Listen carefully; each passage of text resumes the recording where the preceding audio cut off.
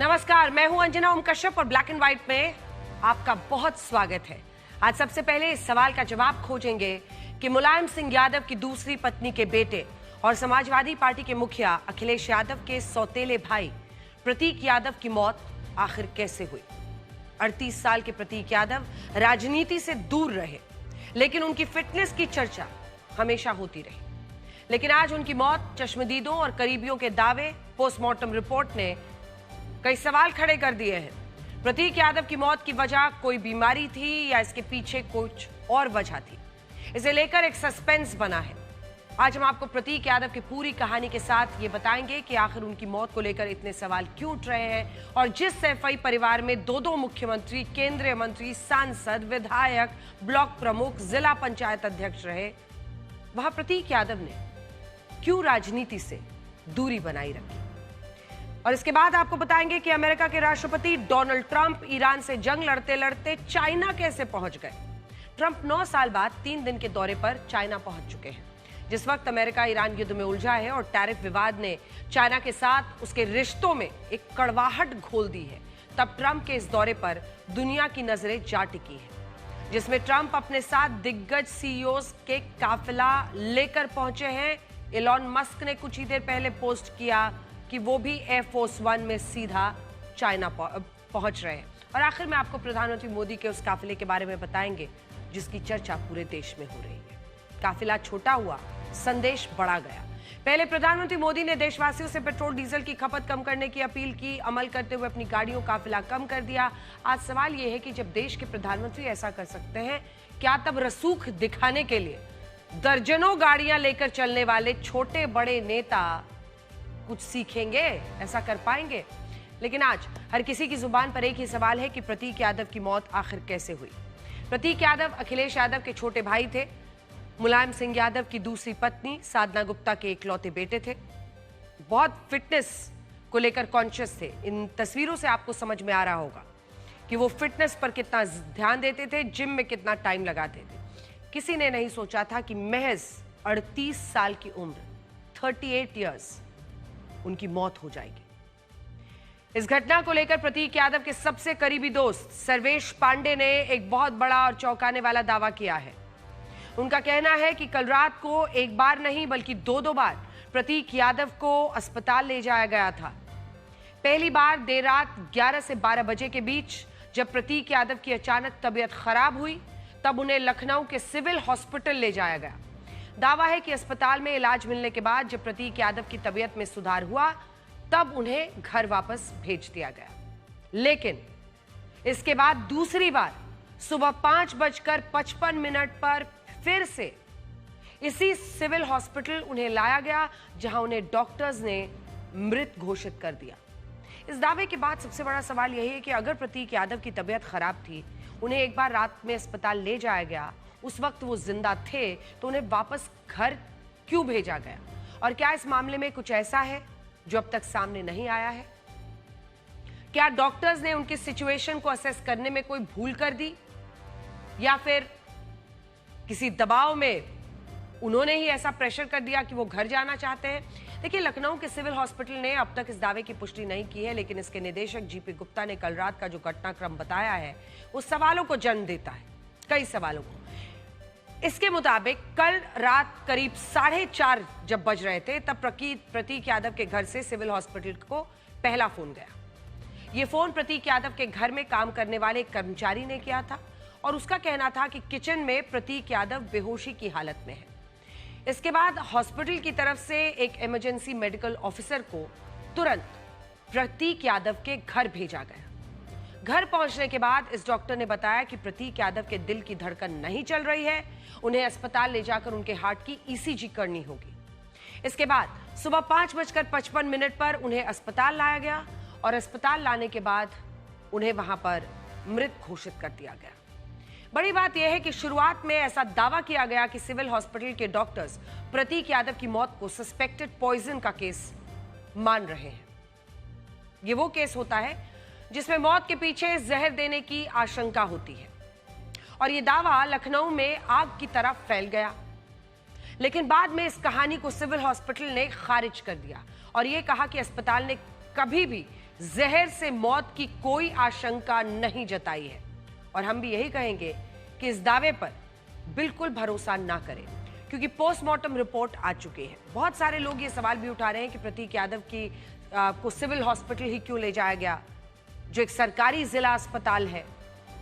ये सवाल इसलिए भी पूछा जा रहा है क्योंकि इससे पहले जितनी भी बार प्रतीक यादव की तबीयत खराब हुई, तब हर बार उन्हें मेदांता हॉस्पिटल में भर्ती कराया गया था। 13 दिन पहले 30 अप्रैल को प्रतीक यादव को सांस लेने में परेशानी हो रही थी, जिसके बाद उन्हें मेदांता हॉस्पिटल ले जाया गया था और उस दिन वो काफी देर तक अस्पताल में रहे थे। इसी बात को आधार बनाकर बहुत सारे लोग ये सवाल पूछ रहे हैं कि जब हर बार प्रतीक यादव को मेदांता हॉस्पिटल ले जाया जाता था, तो कल ऐसा क्या हुआ कि उन्हें सिविल हॉस्पिटल ले जाया गया? तो हमें लगता है कि इसके पीछे साजिश का एंगल ढूंढना सही नहीं होगा। इसलिए सही नहीं होगा क्योंकि सिविल अस्पताल प्रतीक यादव के घर से सिर्फ 300 मीटर की दूरी पर है, और जब इमरजेंसी होती है तो सबसे पहले इंसान पास का जो हॉस्पिटल होता है, पास का जो अस्पताल होता है, उसी से संपर्क करता है और सीधा वहां पर उन्हें ले जाया गया। और यहां पर भी यही हुआ है। जब घर में काम करने वाले लोगों ने प्रतीक यादव को किचन में बेहोशी की हालत में देखा तो वो काफी घबरा गए। इससे पहले प्रतीक यादव की तबीयत खराब होती थी तो वो आवाज जरूर देते थे, किसी न किसी को घर में बुलाते थे, लेकिन इस बार किसी को कुछ पता ही नहीं चला। और डॉक्टर्स का कहना है कि अस्पताल लाने से पहले ही प्रतीक यादव की मौत हो चुकी थी। सोशल मीडिया पर यह भी दावा किया जा रहा है कि घटना के वक्त अपर्णा यादव के भाई अमन बिष्ट प्रतीक यादव के घर पर मौजूद थे, लेकिन यह दावा भी गलत है।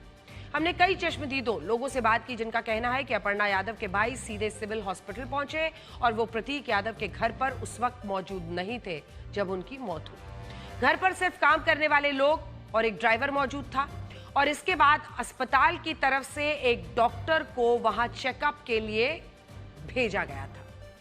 अब बहुत सारे लोग प्रतीक यादव की इन तस्वीरों को दिखाकर यह भी पूछ रहे हैं कि जब वो इतने फिट थे, जब उनकी सेहत ऐसी थी, तो अचानक उनकी मौत कैसे हो गई? लेकिन हम आपको बताना चाहते हैं कि प्रतीक यादव की इन तस्वीरों से हकीकत में भ्रम फैलाया जा रहा है। ये बात सही है कि प्रतीक यादव जिम करते थे, फिट रहना, फिटनेस उनकी प्रायोरिटी थी, फिट रहना पसंद करते थे। लेकिन यह भी सच है कि उनकी जिम वाली ज्यादातर तस्वीरें लगभग 1 साल पुरानी तस्वीरें हैं। नई तस्वीरों में उनका वजन ज्यादा दिखता है, और कुछ महीने पहले उन्होंने इंस्टाग्राम पर एक वीडियो पोस्ट भी किया था जिसमें वो अस्पताल के बेड पर दिखाई दिए थे। हमें प्रतीक यादव के दोस्तों, करीबियों और परिवार के लोगों से यह भी पता चला कि पिछले 8 महीनों से प्रतीक यादव का स्वास्थ्य बहुत अच्छा नहीं था। वो पिछले 6 महीनों में 5 से ज्यादा बार मेदांता हॉस्पिटल में भर्ती हुए और उन्हें लिवर और लंग से जुड़ी बीमारी थी। इसकी पुष्टि प्रतीक यादव की पोस्टमार्टम रिपोर्ट से भी होती है, जिसमें 3 बड़ी बातें पता चली हैं। पहली बात, जब प्रतीक यादव को सिविल अस्पताल लाया गया तब उनकी मौत हो चुकी थी। दूसरी बात, उनके शरीर पर चोट का कोई भी नया निशान नहीं था। जो चोट के निशान उनके शरीर पर मिले भी हैं, उनमें 3 निशान 5 से 7 दिन पुराने हैं और 3 निशान 1 दिन पुराने हैं। यानी 1 दिन पहले प्रतीक यादव को 3 चोटें लगी थी, लेकिन ये चोटें ऐसी नहीं थी कि इससे प्रतीक यादव की मौत हो जाए, यानी चोट की वजह से उनकी मौत नहीं हुई। उसके बाद भी वो जिंदा रहे और 1 दिन बाद उनकी मौत हुई है। तीसरी बात, पोस्टमार्टम रिपोर्ट में मौत के लिए कार्डियो रेस्पिरेटरी कोलैप्स को मुख्य कारण बनाया गया। अब ये वो बीमारी होती है जिसमें फेफड़े, जो आपके लंग्स हैं, उसकी नस में खून का थक्का फंसने की वजह से, ब्लड क्लॉट फंसने की वजह से सांस और दिल दोनों, सांस लेना मुश्किल हो जाता है और हार्ट पर असर होता है, हार्ट काम करना बंद कर देते हैं। यह भी तब होता है जब किसी व्यक्ति को लंग से जुड़ी एक ऐसी बीमारी हो। आखिर ये ब्लड क्लॉट क्यों होता है? सामान्य लोगों में नहीं होता है, कुछ लोगों में ये ब्लड क्लॉट, ये खून के थक्के क्यों बनते हैं फेफड़ों में? इसकी वजह है पल्मोनरी थ्रोम्बस एम्बोलिज्म। यानी डॉक्टर्स का मानना है कि प्रतीक यादव के फेफड़ों में ब्लड क्लॉट बनने की बीमारी थी, जिसका नाम ही है पल्मोनरी थ्रोम्बो एम्बोलिज्म। और जब ये ब्लड क्लॉट बड़ा हो गया और उसके फेफड़ों में खून का प्रवाह रुकने लगा तो उनके शरीर को ऑक्सीजन मिलना बंद हो गया और इसके बाद फेफड़ों और दिल ने काम करना बंद कर दिया, जिससे प्रतीक यादव की दर्दनाक मौत हो गई। यहां यह जानना भी जरूरी है कि यह बीमारी होती कैसे है। डॉक्टर्स कहते हैं कि अगर कोई व्यक्ति खून पतला करने की दवाई लेता है या उसने ऐसे स्टेरॉइड्स लिए हैं जो खून पतला करते हैं, कई लोग जिम में जब काम करते हैं या वर्कआउट ज्यादा करते हैं तो वो स्टेरॉइड्स लेते हैं, तो इससे फेफड़ों में ब्लड क्लॉट बनने और कई बार यही ब्लड क्लॉट्स फंसने की बीमारी हो जाती है, जिससे मौत की संभावना बढ़ जाती है। और अभी पोस्टमार्टम रिपोर्ट यही कह रही है कि इस बीमारी से प्रतीक यादव की मौत हुई। इसके लिए डॉक्टर्स ने प्रतीक यादव के हार्ट और लंग्स के सैंपल्स को सुरक्षित भी रख लिया ताकि ये पता लगाया जा सके कि उनके फेफड़ों में ब्लड क्लॉट कैसे बना, ये कितने समय से था और प्रतीक यादव को ये बीमारी या संक्रमण कब से था। डॉक्टर्स का यह भी कहना है कि प्रतीक यादव के विसरा सैंपल्स की भी जांच की जाएगी, जो पेट, लिवर, किडनी से जुड़े नमूने होते हैं। इन्हें इसलिए जांचा जाता है ताकि ये पता चल सके कि कोई जहर, ड्रग, दवा के ओवरडोज या कोई केमिकल तो प्रतीक यादव के शरीर में मौजूद नहीं था और अभी इसकी भी जांच होने वाली है। देखिए।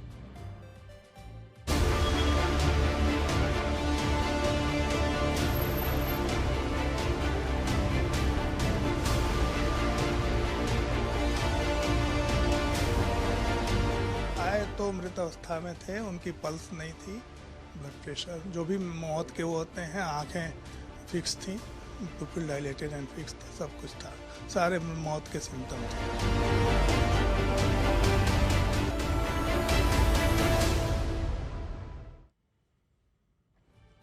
साल 2006 जब प्रतीक यादव सिर्फ 18 साल के थे, तब उन्होंने कहा था कि उनका सपना है वो अगले 10 साल में अपने लिए लंबोर्गिनी कार खरीदें।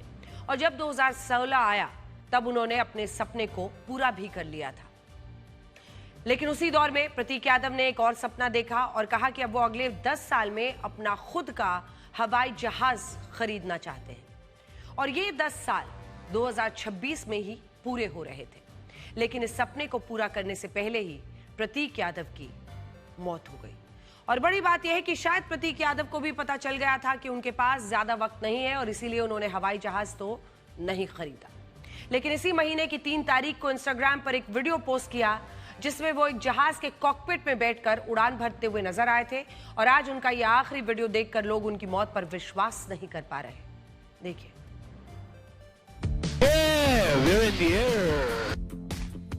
And 3, 2, 1, up we go! All right, I'm gonna rock my wing. I'm gonna tell. Hey! Hi guys, how are you?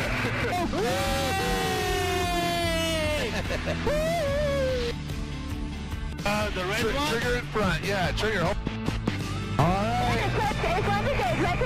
Alright, I got the controls. Ace 4 supporting. Panda switch, break right, Ace 1. I got the controls. Good. Oh yeah. Thank you. Yeah, thank you. प्रतीक यादव की मौत को लेकर 2 theory और चल रही हैं, जिनमें एक थ्योरी तो यह है कि वो अपनी पत्नी अपर्णा यादव के व्यवहार से खुश नहीं थे। अपर्णा यादव साल 2022 में समाजवादी पार्टी को छोड़कर बीजेपी में शामिल हुई थी और उस वक्त वो उत्तर प्रदेश के महिला आयोग की उपाध्यक्ष इस वक्त वो हैं। इसी साल 19 जनवरी को प्रतीक यादव ने इंस्टाग्राम पर अपर्णा यादव के खिलाफ 2 पोस्ट लिखे थे, जिसमें उन्होंने अपर्णा यादव को स्वार्थी बताते हुए आरोप लगाया था कि उन्होंने ही उनके पिता, उनकी मां और भाई से रिश्ता तोड़वाया था और अपर्णा यादव सिर्फ लोकप्रिय होना चाहती हैं, जिसके कारण वो उनसे तलाक लेना चाहते हैं। इस पोस्ट के बाद अपर्णा यादव के भाई ने कहा था कि प्रतीक यादव का अकाउंट हैक हो गया है और उनके बीच किसी तरह का कोई झगड़ा, कोई विवाद नहीं है। इसके कुछ दिन बाद 28 जनवरी 2026 को ही प्रतीक यादव ने भी एक वीडियो पोस्ट करके ये लिखा था कि अब अपर्णा यादव और उनके बीच सब कुछ ठीक हो चुका है और उन्हें कोई शिकायत अब नहीं है। और यही नहीं, 19 मार्च को यानी आज से सिर्फ 2 महीने पहले प्रतीक यादव ने अपनी पत्नी और बेटी के साथ कुछ तस्वीरें सोशल मीडिया पर शेयर की थी।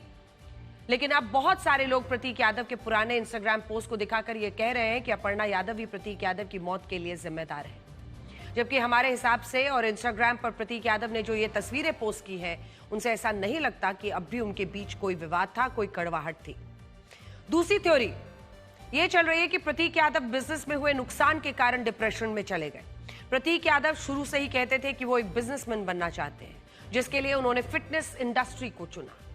उन्होंने लखनऊ में द फिटनेस प्लैनेट नाम से एक जिम की शुरुआत की और इसके बाद आयरन कोर फिट नाम से एक नई जिम की पूरी चेन शुरू कर दी। यहां तक प्रतीक यादव के लिए सब कुछ अच्छा चल रहा था और लोग उनकी फिटनेस देखकर ये कहते थे कि राजनीति में उनके जैसे फिट युवाओं की जरूरत है और उन्हें भी अपने बड़े भाई अखिलेश यादव की तरह राजनीति में आ जाना चाहिए।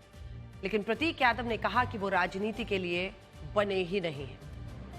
इसकी जगह उन्होंने कई जिम खोले और इसी के साथ वो रियल एस्टेट का बिजनेस भी करने लगे, जहां से कहते हैं कि उनका बुरा वक्त शुरू हुआ।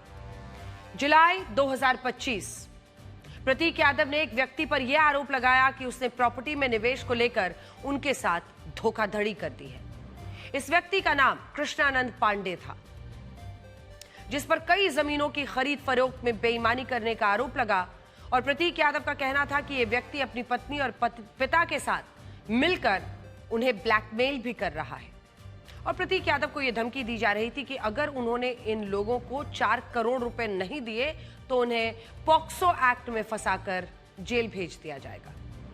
इसी ब्लैकमेलिंग के खिलाफ प्रतीक यादव ने पुलिस में केस दर्ज कराया और दावा है कि इस घटना के बाद वो काफी डिप्रेशन में रहने लगे थे और ये डिप्रेशन और उनकी बीमारी धीरे धीरे बढ़ती गई और आज सुबह उनकी मौत हो गई। देखिए।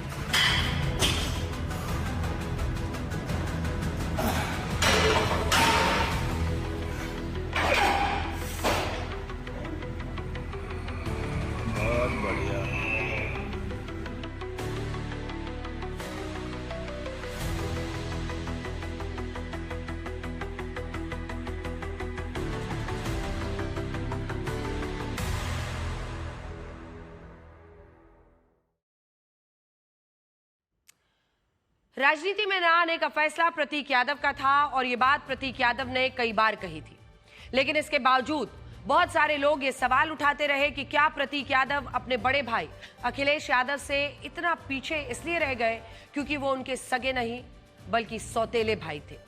ये दिवंगत नेता मुलायम सिंह यादव के परिवार का पूरा फैमिली ट्री है जो हम अब आपको दिखाना चाहते हैं, जिसमें आप ये देख सकते हैं कि मुलायम सिंह यादव की 2 शादियां हुई थी।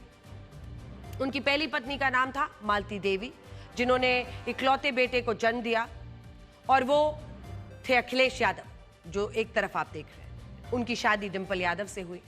दूसरी तरफ है साल 2003 में मालती देवी का निधन हो गया और साल 2007 में मुलायम सिंह यादव ने पहली बार अपने चुनावी हलफनामे में ये बताया कि उन्होंने दूसरी शादी कर ली है और उनकी दूसरी पत्नी का नाम है साधना गुप्ता, जिनके एक बेटे हैं प्रतीक यादव। प्रतीक यादव साधना गुप्ता के पहले पति के बेटे थे और जब साल 1990 में उनका तलाक हुआ था तब प्रतीक यादव सिर्फ 3 साल के थे। इसके बाद जब मुलायम सिंह यादव की साधना गुप्ता से दूसरी शादी हुई तब प्रतीक यादव की उम्र 16 साल थी और वो मुलायम सिंह यादव के सौतेले बेटे थे, लेकिन बाद में मुलायम सिंह यादव ने कहा था कि वो प्रतीक यादव को अपना बेटा स्वीकारते हैं। इसके बाद अखिलेश यादव की शादी डिंपल यादव से हुई। प्रतीक यादव की शादी अपर्णा यादव से हुई, जिन्होंने समाजवादी पार्टी के टिकट पर 2017 का विधानसभा चुनाव लड़ा और इन चुनाव में वो हार गई थी। इसके अलावा मुलायम सिंह यादव के 4 भाई और एक चचेरे भाई हैं। अगला दिखाएं। ये देखिए, इनमें सबसे बड़े भाई अभय राम यादव थे, जिनकी मृत्यु हो चुकी है। आजमगढ़ से सांसद धर्मेंद्र यादव इन्हीं के बेटे हैं। इसके बाद दूसरे नंबर के भाई थे रतन सिंह यादव, जिनके दिवंगत बेटे रणवीर सिंह के नाम पर ही सैफई महोत्सव होता है। और करहल से समाजवादी पार्टी के विधायक तेज प्रताप यादव मुलायम सिंह यादव के पोते हैं, रणवीर सिंह के बेटे हैं। तीसरे नंबर के भाई मुलायम सिंह यादव खुद थे, जिनके परिवार के बारे में हम आपको बता चुके हैं। चौथे नंबर के भाई राजपाल सिंह यादव थे, जिनकी पत्नी प्रेमलता यादव इटावा से जिला पंचायत की अध्यक्ष रह चुकी हैं, जबकि उनके बेटे अंशुल यादव जिला पंचायत के मौजूदा अध्यक्ष हैं। और मुलायम सिंह यादव के सबसे छोटे भाई हैं शिवपाल सिंह यादव, जो जसवंत नगर से विधायक है, और उनके बेटे आदित्य यादव बदायूं से लोकसभा सांसद है, और राम गोपाल यादव मुलायम सिंह यादव के चचेरे भाई हैं, जो राज्यसभा सांसद हैं। उनके बेटे अक्षय यादव फिरोजाबाद से सांसद है। तो ये पूरा परिवार मुलायम सिंह यादव का आपने देख लिया। अभी मौजूदा वक्त में मुलायम सिंह यादव के परिवार में 5 लोकसभा सांसद हैं, 1 राज्यसभा सांसद है, 2 विधायक हैं, एक सदस्य जिला पंचायत अध्यक्ष है और ब्लॉक प्रमुख है। यानी मुलायम परिवार के 11 सदस्य किसी न किसी पद पर अभी मौजूद हैं, और यह संख्या पहले 20 से ज्यादा होती थी। 2017 में मुलायम परिवार के 20 से ज्यादा सदस्य सांसद, विधायक, मंत्री, मुख्यमंत्री, दूसरे पदों पर मौजूद थे। लेकिन इनमें प्रतीक यादव कभी राजनीति में नहीं आए, और क्यों नहीं आए उसकी कहानी भी आज आपको जरूर जाननी चाहिए। शादी के सिर्फ 4 साल बाद 1990 में जब साधना गुप्ता का अपने पहले पति के साथ तलाक हुआ, तब बहुत छोटी उम्र में प्रतीक यादव की दुनिया सिर्फ उनकी मां तक सिमट गई थी। उस वक्त प्रतीक यादव की मां साधना गुप्ता सैफई मेडिकल कॉलेज में नर्स की नौकरी करती थी, और इसी नौकरी में रहते हुए उनकी मुलाकात मुलायम सिंह यादव से हुई थी। कहा जाता है कि एक बार मुलायम सिंह की मां मूर्ति देवी की तबीयत बहुत ज्यादा बिगड़ गई, जिसके बाद उन्हें सैफई मेडिकल कॉलेज में भर्ती कराया गया, और इसी दौरान मुलायम सिंह यादव अपनी मां के स्वास्थ्य को लेकर काफी डरे हुए थे, और कहते हैं कि एक नर्स उस दिन उनकी मां को गलत इंजेक्शन लगाने वाली थी, लेकिन इसी दौरान साधना गुप्ता ने उसे रोक दिया, और इस घटना से मुलायम सिंह यादव बहुत प्रभावित हुए और दोनों के बीच दोस्ती बढ़ी। हालांकि इससे पहले साल 1998 में अखिलेश यादव ऑस्ट्रेलिया से अपनी पढ़ाई पूरी करके भारत लौट चुके थे, और साल 1999 में उन्होंने डिंपल यादव से शादी भी कर ली थी। उसी शादी का ये वीडियो आप देख रहे हैं, साल 1999, जिसमें दोनों ही कम उम्र के थे। मुलायम सिंह यादव भी उस वक्त के आपको दिखाई दे रहे हैं, और अखिलेश यादव और ये डिंपल यादव दोनों की शादी का ये वीडियो उस वक्त का। जब मुलायम सिंह यादव की पहली पत्नी और अखिलेश यादव की मां मालती देवी जीवित थी, तभी अखिलेश यादव अपनी शादी के बाद सक्रिय राजनीति का हिस्सा बन गए थे, और साल 2000 में उन्होंने लोकसभा का उपचुनाव जीता था। अब देखिए, उस वक्त अखिलेश यादव की उम्र थी 27 साल, और उस वक्त तक मुलायम सिंह यादव साधना गुप्ता से परिचित नहीं हुए थे। माना जाता है कि साल 2003 में उनकी साधना गुप्ता से शादी हुई, और अखिलेश यादव को प्रतीक यादव के रूप में उनका छोटा सौतेला भाई मिला। इस दौर में जब अखिलेश यादव मुलायम सिंह यादव के उत्तराधिकारी माने जाने लगे थे, तब प्रतीक यादव को लेकर भी चर्चा शुरू होने लगी। कहा गया कि वो भी राजनीति में आएंगे, और मुलायम सिंह यादव को अखिलेश यादव और प्रतीक यादव में से किसी एक को अपना उत्तराधिकारी चुनना होगा। ये चर्चाएं जब हो रही थी, तब उसी वक्त सिर्फ 19 साल की उम्र में प्रतीक यादव ने मीडिया को एक इंटरव्यू दिए, कई इंटरव्यूज दिए, और ये कहा कि वो कभी राजनीति में नहीं आएंगे, वो बड़े होकर बिजनेसमैन बनेंगे। और इसी के बाद प्रतीक यादव को ब्रिटेन में पढ़ने के लिए भेज दिया गया, जहां उन्होंने यूनिवर्सिटी ऑफ लीड्स से MBA की डिग्री हासिल की। इसके बाद साल 2011 जब प्रतीक यादव ने अपने स्कूल की दोस्त अपर्णा बिष्ट से शादी की, ये शादी का वीडियो आप इन दोनों का देख रहे हैं, साल 2011। बाद में ये अपर्णा बिष्ट से अपर्णा यादव बन गई, और ये शादी का वीडियो है जिसमें मुलायम सिंह यादव के छोटे बेटे शादी कर रहे हैं अपर्णा यादव से। तो प्रतीक यादव और अपर्णा यादव का ये शादी का वीडियो। इसी के 1 साल बाद अखिलेश यादव उत्तर प्रदेश के मुख्यमंत्री बने, और उस दौर में कई अखबारों ने लिखा कि बड़े भैया मुख्यमंत्री और छोटे भैया बिजनेसमैन। मीडिया में अखिलेश यादव और प्रतीक यादव के रिश्ते को कभी भी सहज नहीं माना गया, और 2017 की घटना ने तो इसे एक बड़े और गंभीर सवाल का रूप दे दिया। ये वही घटना थी जब साल 2017 के विधानसभा चुनाव से पहले प्रतीक यादव ने 4.5 करोड़ की लंबोर्गिनी कार खरीदी थी, और ये तस्वीर इंस्टाग्राम पर अपलोड की थी, जिसमें लिखा था कि वो कुर्ते पाजामे में रहने वाले पहले ऐसे व्यक्ति होंगे जिन्होंने इतनी महंगी सुपर कार खरीदी है। ये तस्वीर चुनाव में एक बहुत बड़ा मुद्दा बनी। कहते हैं कि अखिलेश यादव को भी यही लगा कि प्रतीक यादव ने चुनाव से पहले लंबोर्गिनी कार खरीदकर उनका बड़ा नुकसान किया, क्योंकि लोग तो यही कह रहे थे कि अखिलेश यादव का परिवार सत्ता की मलाई खा रहा है। इन चुनावों में पहली बार बीजेपी को प्रचंड बहुमत मिला। अखिलेश यादव उत्तर प्रदेश की सत्ता से बाहर हो गए। हालांकि बाद में प्रतीक यादव और अखिलेश यादव के संबंध बेहतर हुए और पिछले साल सैफई की एक शादी में अखिलेश यादव और प्रतीक यादव को साथ देखा गया और तस्वीरें भी काफी चर्चा में रही। यहाँ बहुत सारे लोग ये भी कहते हैं कि प्रतीक यादव सिर्फ अपने बड़े भाई अखिलेश यादव की वजह से राजनीति में नहीं आ पाए, लेकिन यह हकीकत नहीं है। आज तक ने साल 2017 में प्रतीक यादव का एक इंटरव्यू किया था और उस इंटरव्यू में उन्होंने साफ साफ कहा था कि ना तो राजनीति उनके लिए बनी है और ना ही वो कभी राजनीति में आने की कल्पना कर सकते हैं। सुनिए।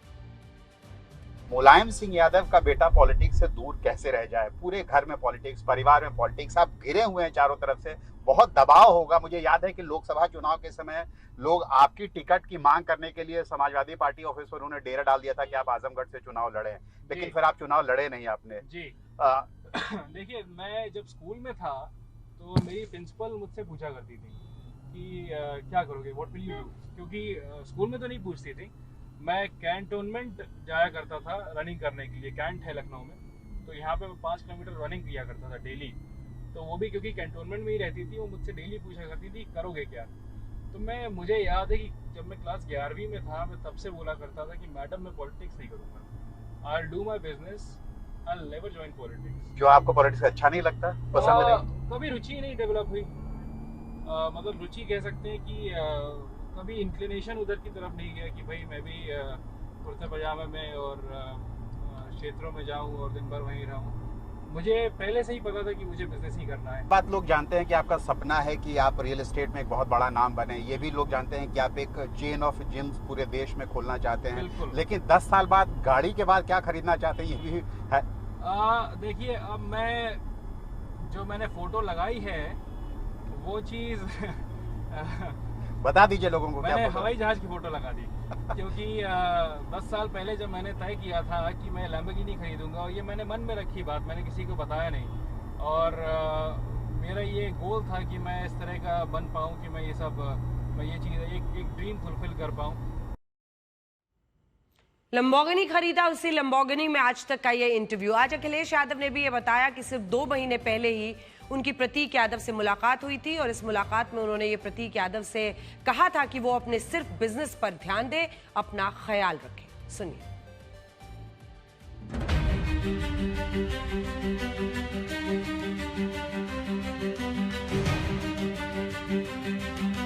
कुछ दिन पहले मेरी मुलाकात हुई थी, लगभग 2 महीने पहले।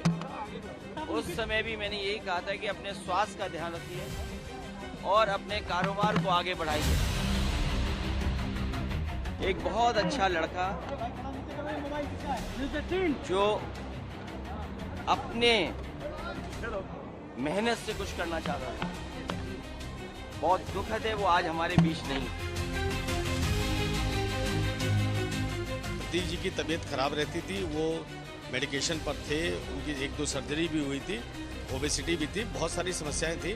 मुझे लगता है कि स्वाभाविक वो है, मेडिकेशन का असर हो सकता है, बीपी हाई हो सकता है, कार्डियक अरेस्ट हो सकता है। प्रतीक भैया के जिम जाते थे, जिम से मुलाकात परिचय थी, छोटे बड़ों हर एक का सम्मान करते थे। भैया बहुत अच्छे नेचर के थे और ये बहुत दुखद घटना है। भगवान उनकी आत्मा को शांति दे। हमको रात में सिविल हॉस्पिटल गए थे, उसके बाद फिर अभी रात में तबीयत ज्यादा गड़बड़ थी, तो डॉक्टर ट्रीटमेंट तो चल ही रहा था काफी समय से, और फिर उसके बाद रात में ज्यादा तबीयत गड़बड़ हुई, फिर सुबह में यहाँ आया, मालूम चला।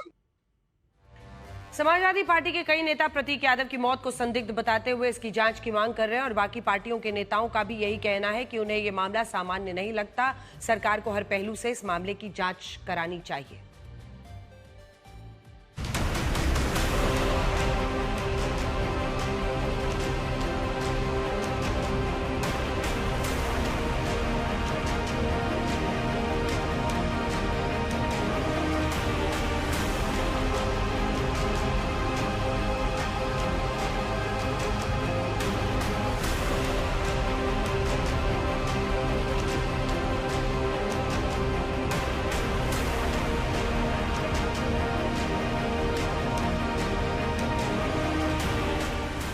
प्रतीक यादव की पोस्टमार्टम रिपोर्ट सामने आ गई है और इस रिपोर्ट में कुछ चौंकाने वाले खुलासे हैं। मुख्य वजह जो समझ में आती है वो कार्डियो रेस्पिरेटरी कोलैप्स है। इसके अलावा विसरा को भी प्रिजर्व किया गया है। विसरा प्रिजर्व करने का मुख्य कारण ये है जिससे किसी जहर या अन्य रसायन से क्या मौत हुई है, इन सब कारणों का पता लग सके। अब दिलचस्प ये होगा कि विसरा प्रिजर्व के बाद कुछ दिनों बाद जो रिपोर्ट आएगी वो पुख्ता और सटीक वजह बताएगी प्रतीक यादव की मौत की।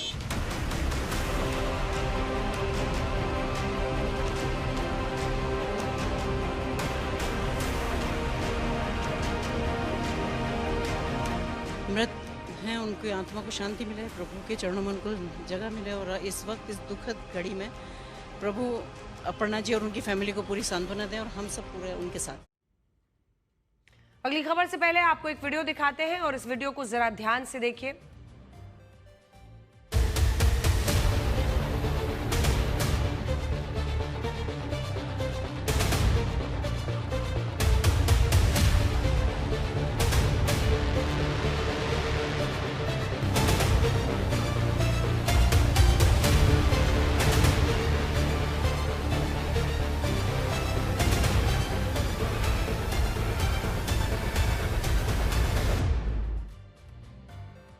ये भारत के प्रधानमंत्री का काफिला है। जिस देश में आज चर्चा इस बात को लेकर छिड़ रही है, जिस देश में सांसद विधायक तो छोड़िए, मेयर, पार्षद ये भी दर्जनों गाड़ियों का काफिला लेकर चलते हों, वहां देश के प्रधानमंत्री का इस अंदाज में जाना लोगों को चौंका रहा है। ये मिसाल पेश करने की एक बड़ी जिम्मेदारी जिसको पीएम निभा रहे हैं। प्रधानमंत्री मोदी ने देश की जनता से कहा, पेट्रोल डीजल की खपत कम करने को, पब्लिक ट्रांसपोर्ट से सफर करने की अपील की थी, लेकिन लोग ऐसा करना शुरू करें उससे पहले प्रधानमंत्री ने इसे अमल में लाना शुरू किया और सूत्रों के मुताबिक प्रधानमंत्री मोदी के एसपीजी सुरक्षा कवर को भी अब घटाकर आधा किया जा रहा है।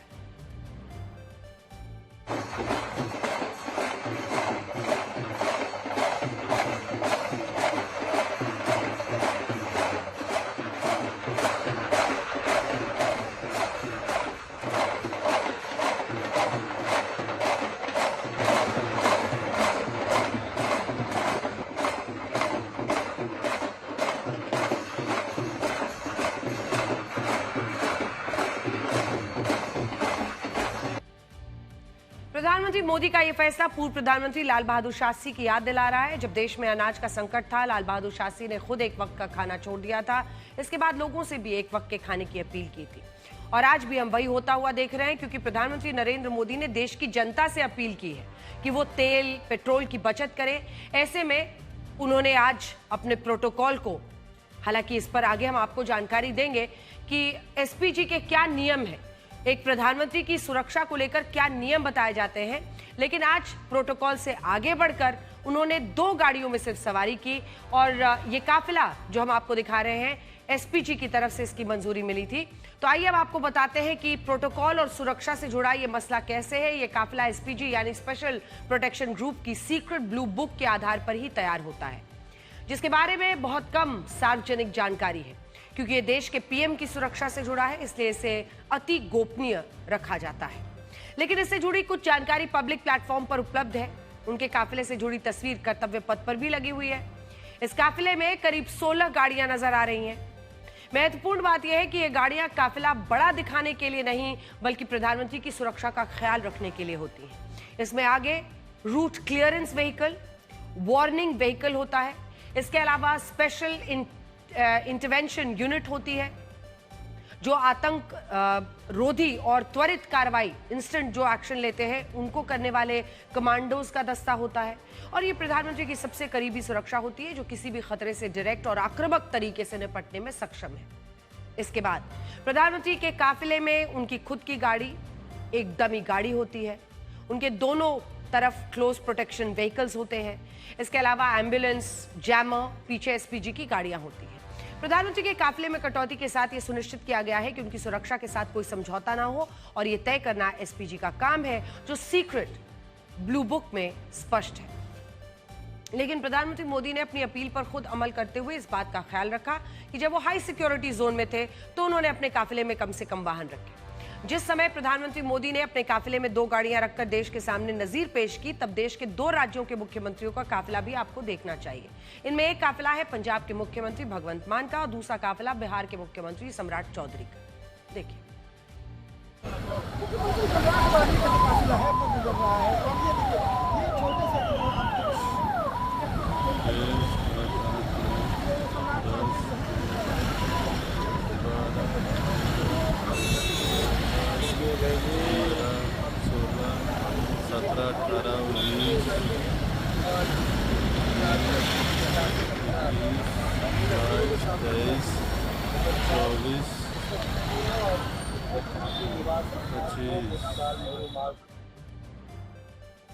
गिनी गाड़ी आपने? शाम का खाने के साथ का, भोजन के साथ का आपका एक काम हमने आपको दे दिया। गाड़ियां गिनते रहिए इन नेताओं की। ये मुख्यमंत्री हैं, देश के प्रधानमंत्री आज नजीर पेश कर रहे हैं और उसी वक्त उनकी गाड़ियां। ये तस्वीरें बता रही हैं कि प्रधानमंत्री मोदी ने जो किया वो देश के बाकी मुख्यमंत्री, मंत्रियों, सांसदों, विधायकों और नेताओं को भी करना होगा। इस समय देश के अलग अलग राज्यों में 4000 से ज्यादा मौजूदा विधायक, 750 से ज्यादा लोकसभा, राज्यसभा के सांसद हैं, जिनमें से तमाम नेता अक्सर काफिले के साथ ही चलते हैं। अगर ये हर दिन 50 किलोमीटर भी यात्रा करते हैं और काफिले से एक गाड़ी बस कम कर दे, सोचिए हमारा कितना देश का पैसा बचेगा। हर दिन 2,45,000 किलोमीटर के सफर की बचत होती, जिससे हर दिन करीब 16,000 लीटर पेट्रोल डीजल बच जाएगा, जिसकी कीमत होती करीब 15 लाख रुपए। इस तरह सांसद और विधायक सिर्फ काफिले से एक गाड़ी अगर कम कर दें तो हर साल 50 करोड़ रुपए से ज्यादा की बचत होगी। और यहां तो आपने देखा ही, गिनते जाइए, 15, 16, 17, 18, 20, मतलब गाड़ियां। सोचिए सिर्फ सांसद विधायक अपने काफिले से एक गाड़ी कम कर दें तो साल में 50 करोड़ रुपए की बचत होगी। वो काफिला काफी छोटा करते तब कितनी बचत होगी। आज देश में सांसद, विधायक या मंत्री की सुरक्षा, जरूरत या प्रोटोकॉल को छोड़ भी दे तो देश में तमाम ऐसे छोटे बड़े नेता हैं, भविष्य के नेता हैं, जो बड़ा बड़ा काफिला सिर्फ दिखावे, भौकाल के लिए लेकर चलते हैं। तमाम नेताओं के सोशल मीडिया प्लेटफॉर्म पर इस भौकाल की रील्स मौजूद हैं, जो सिर्फ अपना प्रभाव, अपना रसूख दिखाने के लिए इस्तेमाल करते हैं। सायरन की आवाज साए साए करती हुई गाड़ियां एक के बाद एक आती हैं और फिर नेताजी के पीछे पीछे चलने वाले लोग उन गाड़ियों से उतरते हैं। पूरा माहौल बनता है भोकाल नेताजी का। अगर ये प्रधानमंत्री मोदी की अपील पर अमल करें तो देश हित में काफी पैसे की बचत हो सकती है। आज हम भी अपने दर्शकों से अपील करते हैं कि अगर आपको आपके क्षेत्र में सांसद, विधायक, पार्षद या छोटे बड़े नेता बड़े काफिले के साथ नजर आए, उनका वीडियो बनाइए और हमें जरूर भेजिए, ताकि हम उन्हें यह दिखा सकें कि पेट्रोल और डीजल बचाने की जिम्मेदारी सिर्फ आम जनता की नहीं है। जनप्रतिनिधि और जनता का सेवक होने के नाते उनका भी फर्ज बनता है कि वो देश हित में अपना काफिला और भौकाल दोनों कम करें। सिर्फ वोट मांगने के समय आपके लिए गेंदे के फूल की एक माला लेकर आपके घर के बाहर ना पहुंचे। अगर वाकई आपकी सेवा करनी है तो इस वक्त पर थोड़ा सा भौकाल अपना कम कर दें। अगली बड़ी खबर का रुख करते हैं। अमेरिकी राष्ट्रपति डोनाल्ड ट्रंप 3 दिन के चाइना दौरे पर बीजिंग पहुंच गए हैं। करीब 9 साल बाद कोई अमेरिकी राष्ट्रपति चाइना दौरे पर आया है। इससे पहले डोनाल्ड ट्रंप ही पहले साल 2017 में चाइना आए थे और इसीलिए इस दौरे को कई मायनों में काफी अहम माना जा रहा है। खासतौर से अगर दोनों देशों के बीच टैरिफ विवाद और ईरान युद्ध से उपजे तनाव को पैमाना माना जाए तो डोनाल्ड ट्रंप और शी जिनपिंग की मुलाकात पर पूरी दुनिया की नजर टिकी रहेगी। बीजिंग एयरपोर्ट पर अमेरिकी राष्ट्रपति का स्वागत चाइना के उपराष्ट्रपति हान जेंग ने किया और इस दौरान डोनाल्ड ट्रंप का रेड कार्पेट वेलकम किया गया। एयरफोर्स 1 से उतरकर वो अपनी विशेष लिमोजीन कार 20 तक पहुंचे और इस पूरे रास्ते पर चाइना के स्टूडेंट्स ने अमेरिका और चाइना का झंडा लहराकर उनका स्वागत किया।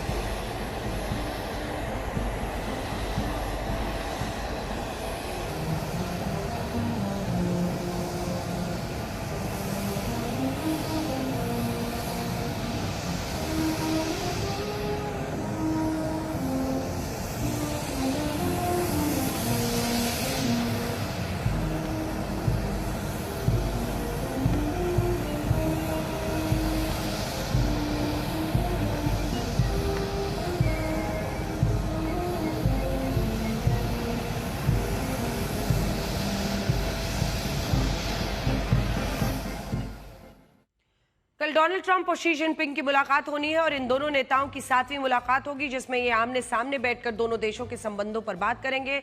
इन दोनों नेताओं के बीच इस तरह की पिछली मुलाकात हुई थी अक्टूबर 2025 में, और वो भी देश था दक्षिण कोरिया। उस मुलाकात में टैरिफ विवाद को शांत किया गया था। 3 दिन के अपने इस पूरे दौरे में डोनाल्ड ट्रंप कल शी जिनपिंग के साथ मीटिंग से पहले बीजिंग में 15वीं शताब्दी के टेंपल ऑफ हेवन घूमने जाएंगे। टेंपल ऑफ हेवन चाइना की यूनेस्को वर्ल्ड हेरिटेज साइट है, जो मिंग और किंग राजवंश से जुड़ा है। कल दुनिया की 2 बड़ी अर्थव्यवस्थाओं के राष्ट्रपतियों के बीच होने वाली इस मुलाकात में व्यापार को लेकर चर्चा होनी तय। माना जा रहा है कि इसीलिए ट्रंप के साथ कई बड़ी कंपनियों के मालिक और सीईओज भी साथ आए हुए हैं। इस वक्त कई ऐसे मुद्दे हैं जिस पर अमेरिका और चाइना के बीच बातचीत हो सकती है। आखिर पहला मुद्दा सबसे बड़ा, दोनों देशों में हुई टैरिफ वॉर के बाद व्यापार में आ रही दिक्कतें। दूसरा है तकनीक और एआई, दोनों के क्षेत्र में दोनों देशों की टक्कर भी है, प्रतिस्पर्धा भी है। तीसरा ईरान युद्ध को लेकर चाइना और अमेरिका में वैचारिक मतभेद। और चौथा है ताइवान का मुद्दा, जिसको लेकर अमेरिका और चाइना में पहले से ही एक तनाव है। माना जा रहा है कि डोनाल्ड ट्रंप राजनीतिक मजबूरियों की वजह से चाइना दौरे पर आए हैं। अमेरिका में मनमाने टैरिफ वाले फैसलों, ईरान वॉर और बढ़ती महंगाई को लेकर डोनाल्ड ट्रंप के खिलाफ माहौल बना है। डोनाल्ड ट्रंप अपनी छवि को सख्त फैसले लेने वाले राष्ट्रपति के साथ साथ कूटनीतिक बातचीत करने वाले राष्ट्रपति के तौर पर भी बनाना चाहते हैं। इसीलिए उन्होंने चाइना विजिट का फैसला किया और अमेरिका के कई बिजनेसमैन उनके साथ आए हैं, जिससे संकेत ये मिल रहे हैं कि मामला व्यापारिक रिश्ते सुधारने का हो सकता है। डोनाल्ड ट्रंप के साथ टेस्ला के मालिक एलॉन मस्क भी आए हुए हैं। चाइना ईवी यूजर्स का एक बड़ा मार्केट है और इसमें टेस्ला की गाड़ियों का भी बड़ा शेयर है।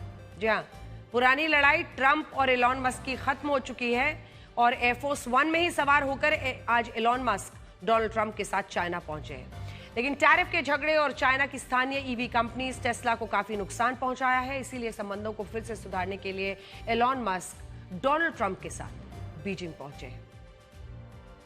इसके अलावा एप्पल के सीईओ टिम कुक भी आए हुए हैं।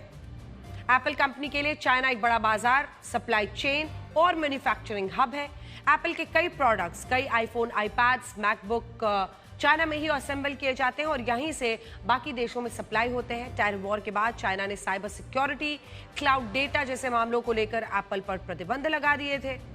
यहां तक कि सरकारी दफ्तरों में आईफोन इस्तेमाल करने पर प्रतिबंध लगा दिया था। इस तरह के सरकारी फैसलों ने चाइना में एप्पल के मार्केट को कमजोर कर दिया है। माना जा रहा है कि ट्रंप के जरिए इस झगड़े को निपटाने के लिए टिम कुक आए हुए हैं। इसके अलावा asset management company BlackRock के प्रमुख Larry Fink, investment company Blackstone के Stephen Schwarzman, CEO David Solomon Trump के डेलीगेशन में साथ आए हुए हैं। निवेश से जुड़े इन बड़ी बड़ी कंपनी सीईओज भी एक व्यापारिक मकसद को पूरा करने के लिए चाइना पहुंचे। चाइना इस वक्त दुनिया का एक बड़ा फाइनेंशियल हब है। चाइना में पिछले कुछ समय में निवेशकों की संख्या बढ़ी है, वेल्थ मैनेजमेंट का मार्केट बढ़ा है। अमेरिका की ये कंपनीज चाइनीज मार्केट में अब घुसना चाहती हैं। हवाई जहाज बनाने वाली कंपनी बोइंग के सीईओ केली ऑटबर्ग डोनाल्ड ट्रंप के साथ आए हैं। चाइना ने पिछले दिनों ये ऐलान किया था कि वो घरेलू उड़ानों की संख्या बढ़ाएगा और जल्दी ही चाइना के एयरलाइंस को विकसित करेगा। इस ऐलान के बाद से बोइंग की नजर चाइना के साथ 500 विमानों की डील करने पर है। इसी वजह से बोइंग के सीईओ भी ट्रंप के साथ बीजिंग पहुंचे हुए हैं। डोनाल्ड ट्रंप ने चाइना दौरे पर निकलने से कुछ देर पहले सेमीकंडक्टर चिप बनाने वाली कंपनी एनवीडिया के सीईओ जेनसेन हुआंग को न्योता भेजा था।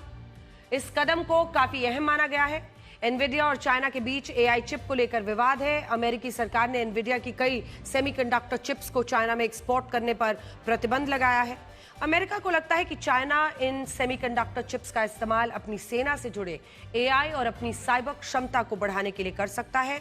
ये ऐसी सेमीकंडक्टर चिप्स हैं जिनका इस्तेमाल एआई मॉडल्स को बनाने, उनकी training, data centres, cloud computing, इन सब में इस्तेमाल किया जाता है। प्रतिबंध की वजह से चाइना नाराज है और एनवीडिया को काफी नुकसान हो रहा है। अब सवाल यह है कि जिस देश पर राष्ट्रपति डोनाल्ड ट्रंप 100% टैरिफ तक लगा चुके हैं, उस देश के लिए अब उनके दिल में इतना प्यार कहां से आया। सच ये है कि डोनाल्ड ट्रंप के हृदय परिवर्तन की वजह अमेरिकी व्यापारियों और लोगों का गुस्सा है। टैरिफ नीति की वजह से एक वक्त आ गया जब अमेरिका और चाइना एक दूसरे पर रेसिप्रोकल टैरिफ्स लगा रहे थे। अलग अलग मंचों से कहा गया कि अमेरिका चाइना पर 245% तक और चाइना अमेरिका पर 145% तक टैरिफ लगाने के बारे में सोच रहा था। टैरिफ लगाए जाने और उन्हें बढ़ाने की धमकियों के बीच अमेरिका में महंगाई बहुत तेजी से बढ़ी। इस वजह से अमेरिकी जनता ट्रंप की टैरिफ नीति के खिलाफ खड़ी हो गई। लोगों का गुस्सा और अमेरिकी कंपनियों को हो रहे नुकसान को देखते हुए ट्रंप ने चाइना पर यू टर्न लिया और चाइना के साथ संबंध बेहतर करने के लिए पहुंच गए। चाइना से संबंध बिगाड़ना अमेरिका के लिए फिलहाल घाटे का सौदा साबित हो सकता है। चाइना दुनिया की दूसरी सबसे बड़ी अर्थव्यवस्था है। चाइना के पास दुनिया का सबसे बड़ा मैन्युफैक्चरिंग बेस है, जहां electronics, mobile phone, machinery, textile, EV batteries जैसी तमाम चीजें बनाई जाती हैं। अमेरिकी कंपनियां काफी हद तक चाइना की मैन्युफैक्चरिंग यूनिट्स और सप्लाई चेन पर निर्भर है। वो अपने प्रोडक्ट्स को चाइना में कम दरों पर बनवा लेती हैं, दुनिया भर में बेचती है। रेयर अर्थ मिनरल्स के मामले में भी अमेरिका लगभग पूरी तरह चाइना पर निर्भर है। चाइना में रेयर अर्थ मिनरल्स का खनन और प्रोसेसिंग दोनों सस्ती हैं, बड़े पैमाने पर होती हैं। इसका इस्तेमाल semiconductor chip, EV, fighter jets, batteries जैसी बहुत सारी चीजों में होता है, इसलिए इंपॉर्टेंट है। चाइना से संबंध खराब हुए तो अमेरिका की अर्थव्यवस्था और तकनीकी क्षमता पर बहुत बुरा असर पड़ेगा। इसके अलावा अमेरिका यह भी जानता है कि चाइना के संबंध ईरान के साथ बहुत अच्छे हैं। चाइना का 50% कच्चा तेल स्ट्रेट ऑफ हॉर्मूज से होकर आता है। अमेरिका ये कोशिश करेगा कि वो ईरान पर स्ट्रेट ऑफ हॉर्मूज खोलने का दबाव डाले।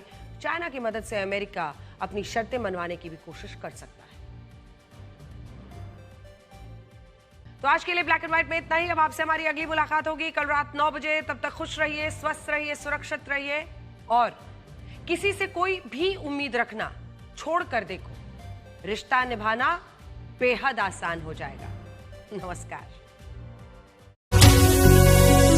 ये है टीवी टुडे नेटवर्क और आप देख रहे हैं आज तक सबसे तेज